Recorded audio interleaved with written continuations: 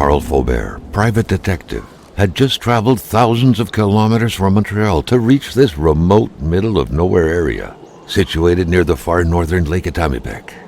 Granted, this was a great distance to cover for a sole client, but word had it that he was a particularly wealthy one.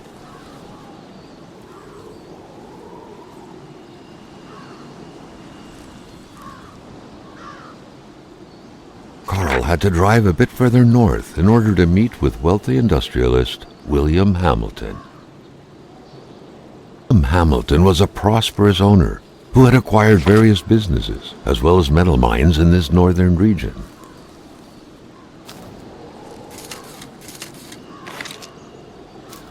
Hamilton is waiting for Carl in the general store. It was time for him to get down to business.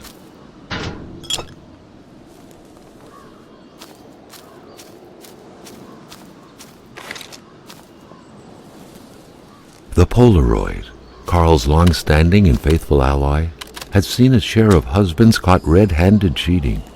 There's always something out there waiting to be snapped away.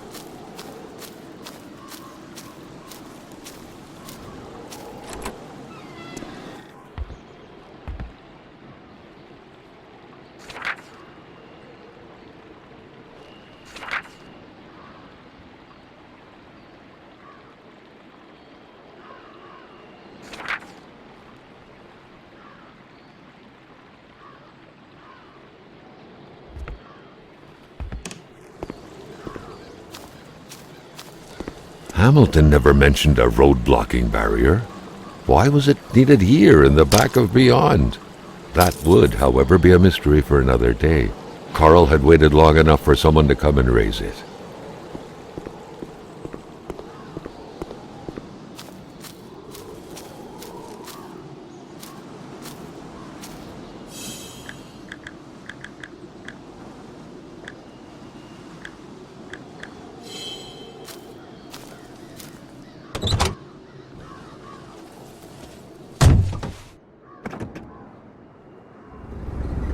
William Hamilton enjoyed a lavish country house built in the very heart of the northern forests, not too far from here.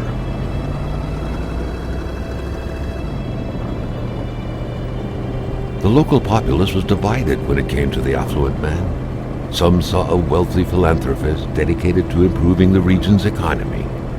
Others an aging Englishman who would do anything to further his fortunes. And those ones hated him enough to go on about scheming against him.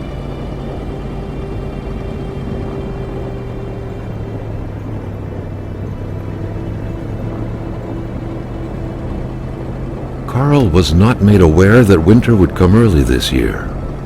The North made clear who was the boss up there: snow, which didn't care much about the date when it felt like dumping its first load of the year.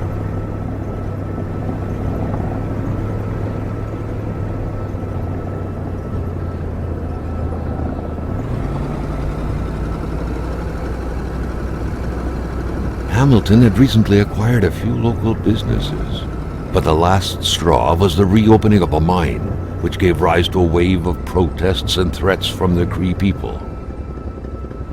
Now wasn't a good time to wander about. Hamilton was still out there.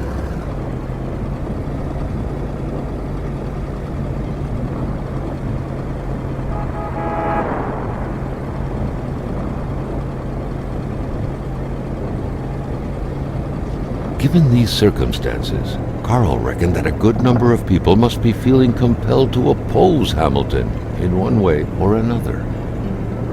So far, only the industrialist's house had been a target, but soon enough, Carl thought, the target would become the man himself.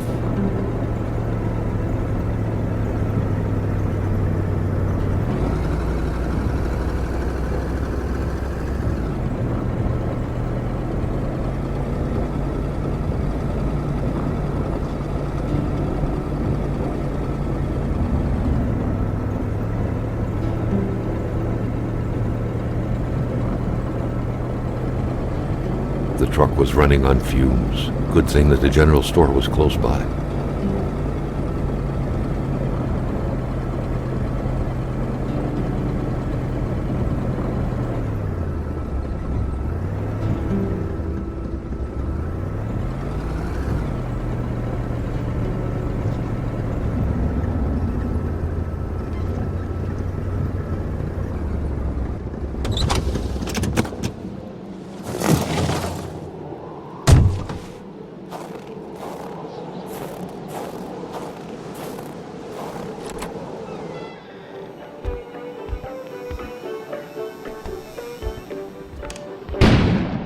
An explosion suddenly occurred outside. Maintaining his composure, Carl recalled something from his military training. Wolves always stay away from populated areas. Wait, was it about bears? Hate was in the air. Seems like some villagers barely tolerated each other. Carl was no electrician, but he could identify a wiring problem when he saw one.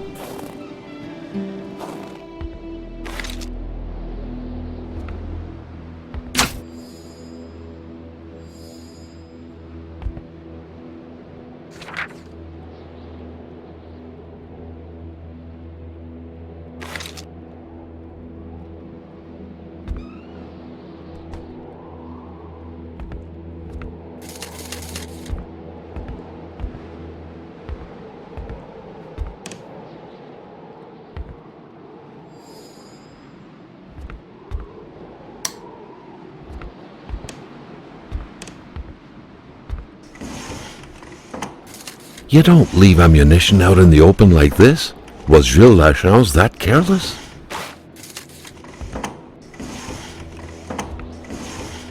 Finding a key is easy. Finding the right keyhole, not so much.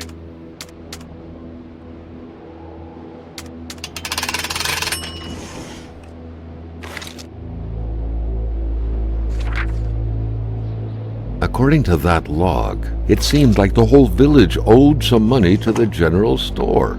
Carl was far more interested in the bunch of nearby addresses he had just gotten his hands on, though. Gilles Lachance, Carl recollected, was the general store's manager.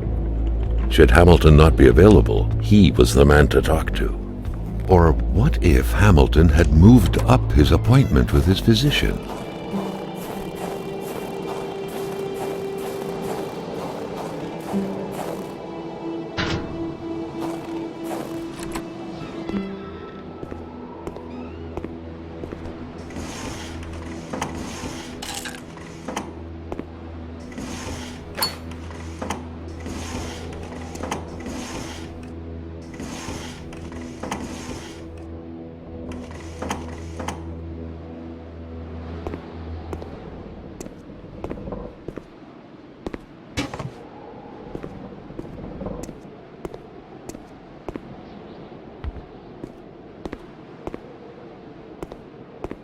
The crowbar was stuck under the lift. Notwithstanding Carl's imposing stature, car lifting wasn't part of his skill set yet.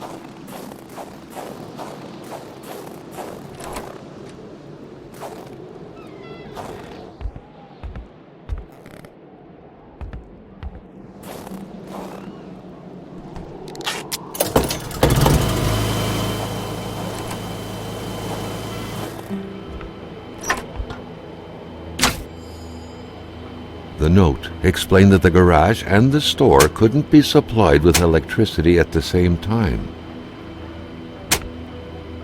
The note explained that the garage and the store couldn't be supplied with electricity at the same time.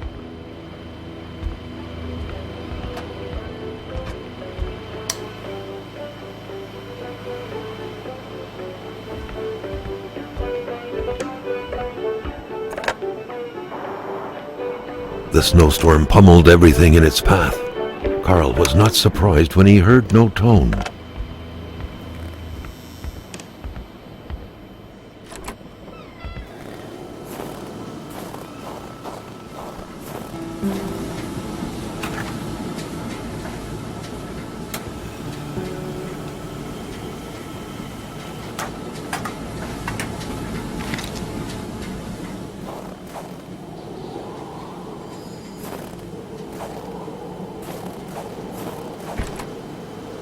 A milkman had to drive by every week to fill the bottles. The fresh milk indicated a recent visit. Whatever happened here, things got pretty rough, and not a trace of Hamilton.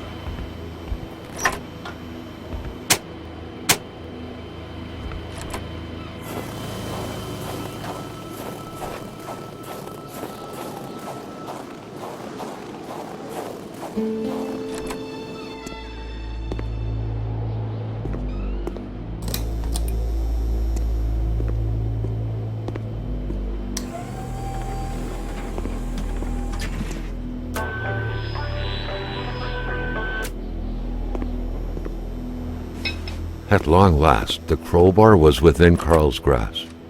Surely it would come in handy at some point.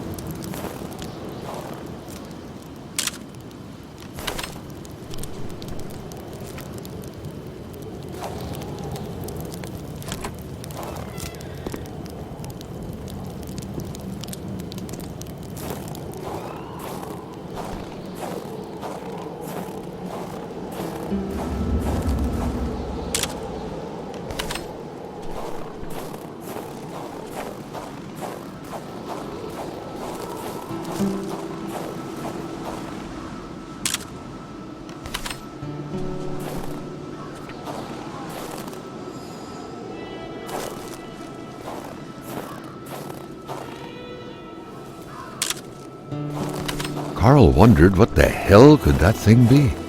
It looked like a man fossilized in ice.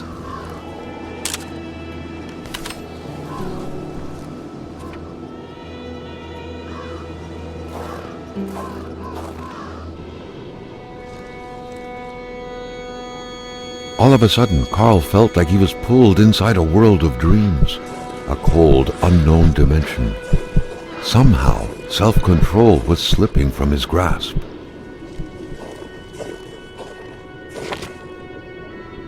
To all appearances, this was a hunting log. Better yet, a war diary.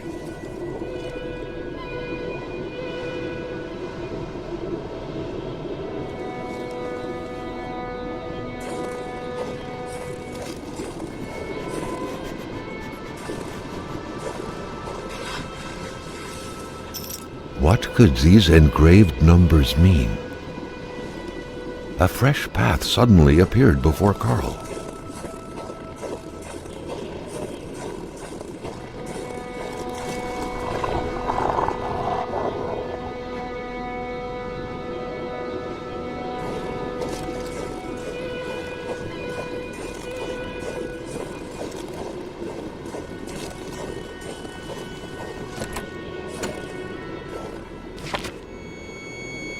The vision slowly faded away, like an icicle melting in the palm of your hand. Carl, back in the real world, now knew who the icebound man was. Gilles Lachance, the general store's manager himself.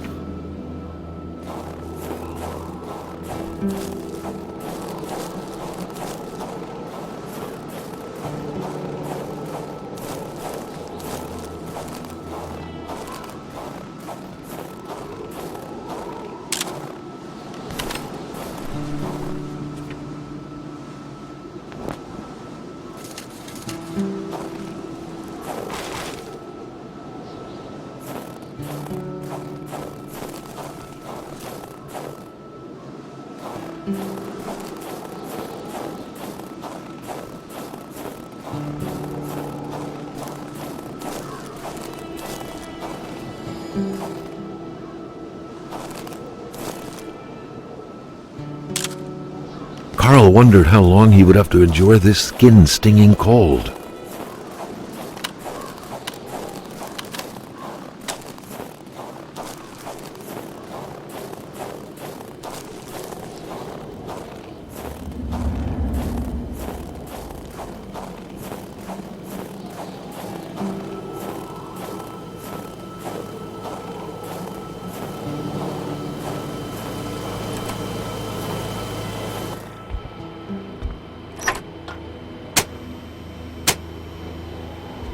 The note explained that the garage and the store couldn't be supplied with electricity at the same time.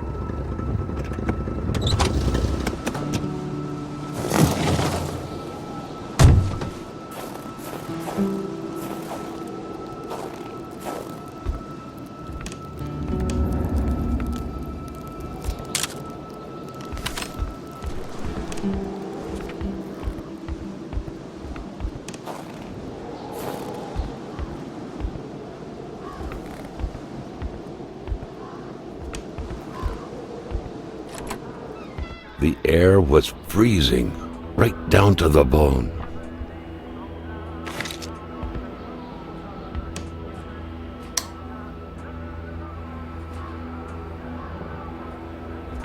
That window had seemingly been left open for a while, Carl thought. Given the punishing weather, it couldn't have been intentional.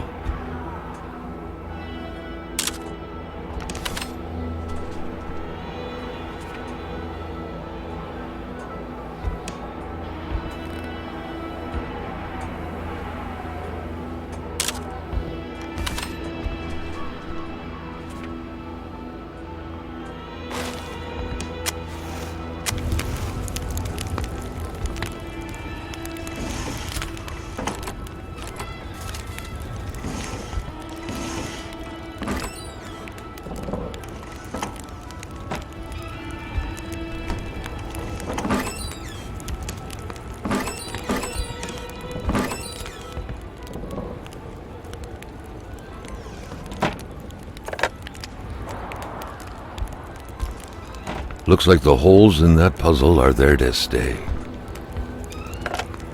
The pot was cold, and the stew inside wasn't cooked. It's likely that poor Giselle was slow cooking it before she got snapped. What a waste.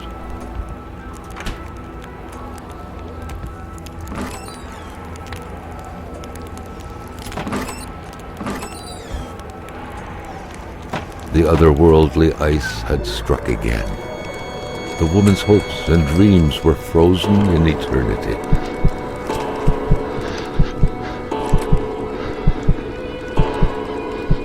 Something was hidden under the stairs.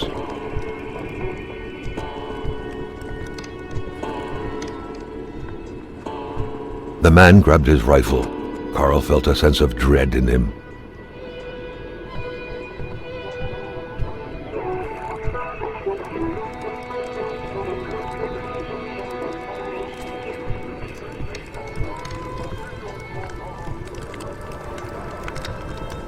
Perhaps their spousal relationship had been cooling down lately.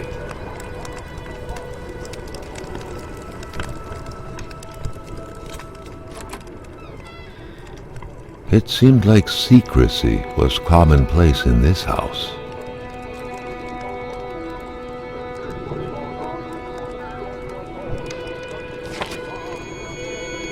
The vision's veil was lifted, and he was back to reality.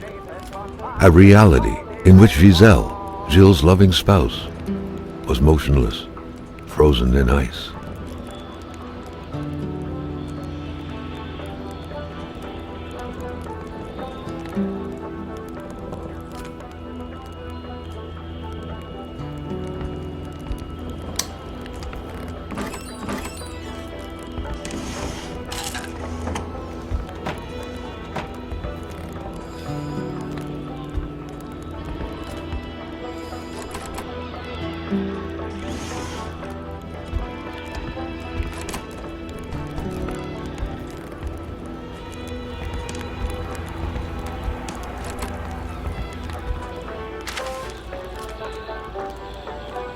The general store, along with several more infrastructures in the area, had been acquired by wealthy industrialist William J. Hamilton.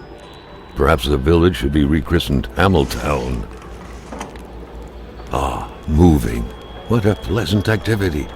Of course, you'll find the record player only to find the records weeks later in some random box. Carl had seen that kind of safe before. With its double-layered security system blending letters and numbers, its code couldn't be broken by the common burglar. Ah, moving. What a pleasant activity. Of course, you'll find the record player only to find the records weeks later in some random box.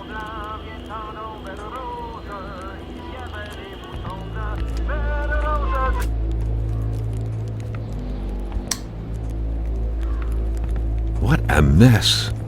Clearly, there was some major revamping work underway here. The place looked barely habitable.